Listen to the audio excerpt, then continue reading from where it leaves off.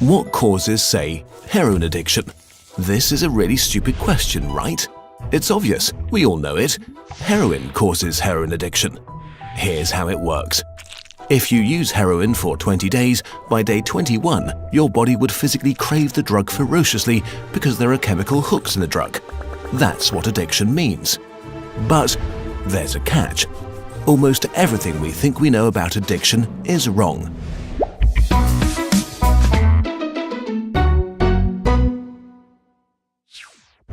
If you, for example, break your hip, you'll be taken to a hospital and you'll be given loads of diamorphine for weeks or even months.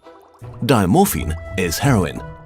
It's in fact much stronger heroin than any addict can get on the street because it's not contaminated by all the stuff drug dealers dilute it with.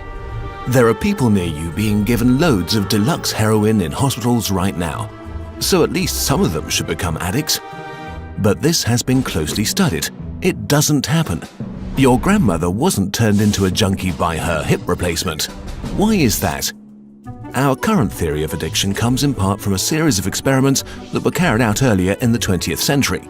The experiment is simple. You take a rat and put it in a cage with 2 water bottles.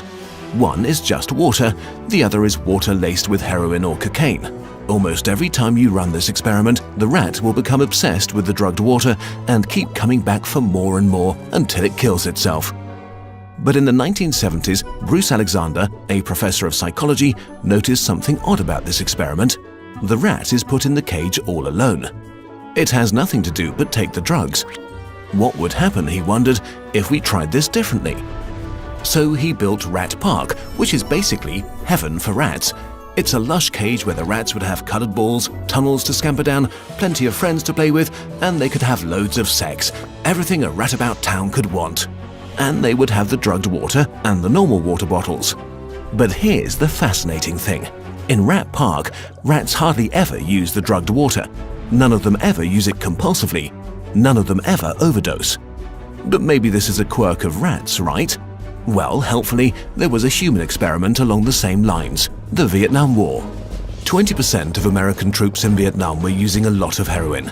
People back home were really panicked because they thought there would be hundreds of thousands of junkies on the streets of the United States when the war was over. But a study followed the soldiers home and found something striking. They didn't go to rehab. They didn't even go into withdrawal. 95% of them just stopped after they got home. If you believe the old theory of addiction, that makes no sense. But if you believe Professor Alexander's theory, it makes perfect sense. Because if you're put into a horrific jungle in a foreign country where you don't want to be, and you could be forced to kill or die at any moment, doing heroin is a great way to spend your time. But if you go back to your nice home with your friends and your family, it's the equivalent of being taken out of that first cage and put into a human rat park.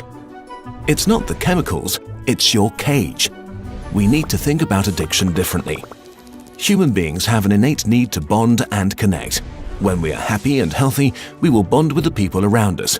But when we can't, because we're traumatized, isolated or beaten down by life, we will bond with something that gives us some sense of relief.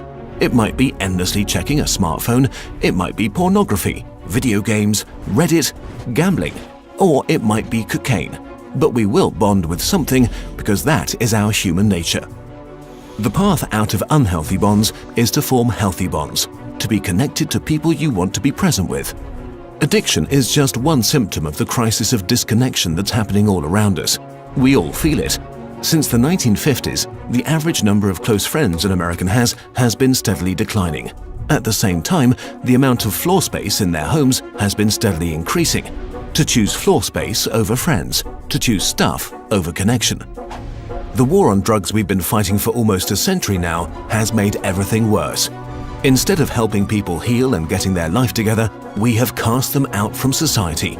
We have made it harder for them to get jobs and become stable. We take benefits and support away from them if we catch them with drugs. We throw them in prison cells, which are literally cages. We put people who are not well in a situation that makes them feel worse and hate them for not recovering. For too long, we've talked only about individual recovery from addiction.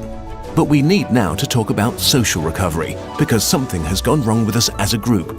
We have to build a society that looks a lot more like Rat Park and a lot less like those isolated cages. We are going to have to change the unnatural way we live and rediscover each other. The opposite of addiction is not sobriety. The opposite of addiction is connection. This video is a collaboration with Johann Hari, the author of the book Chasing the Scream: The First and Last Days of the War on Drugs. He was very kind to work with us on this video to spread the word. We recommend that you give the book a try. Our videos are made thanks to your support on patreon.com. If you want to help us make more of them, we really appreciate your support. We made an interactive version of this video together with some friends. See the link in the description.